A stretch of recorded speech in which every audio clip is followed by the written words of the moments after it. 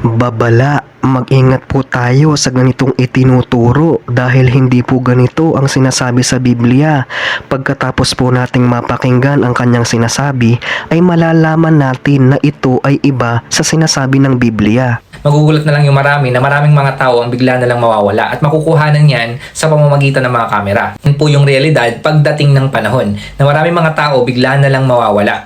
Maraming mga tao ang magugulat. Kakalat po yan sa social media at sa iba't ibang mga balita sa buong mundo. So sa pamamagitan po niyan, marirealize ng mga tao pagdating ng panahon na totoo ang rapture. Kahit sa ang page sa Biblia ay walang nakasulat doon na sekretong mawawala ang mga tao o secret rapture bago mag-end of the world, dahil ang mga taong ililigtas ni Jesus at dadalhin sa langit ay makikita ng lahat ng mata ng tao na nabubuhay sa panahong iyon sa second coming of Jesus, o ibig sabihin hayagan ito at hindi sekreto at ito'y makikita ng lahat ng mata ng tao.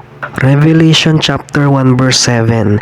Narito, siya'y pumaparitong nasa sa mga alapaap, si Jesus, at makikita siya ng bawat mata at nang nangagsiulo sa kanya, at ang lahat ng mga angkan sa lupa ay magsisitaghoy dahil sa kanya, gayon din siya nawa. Matthew chapter 24, 26-27.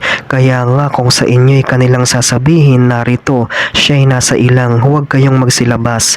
Narito siya'y nasa mga silid, huwag ninyong paniwalaan, sapagkat gaya ng kidlat na kumikidlat sa silanganan at nakikita hanggang sa kalunuran, gayon din naman ang pagparito ng anak ng tao o second coming of Jesus.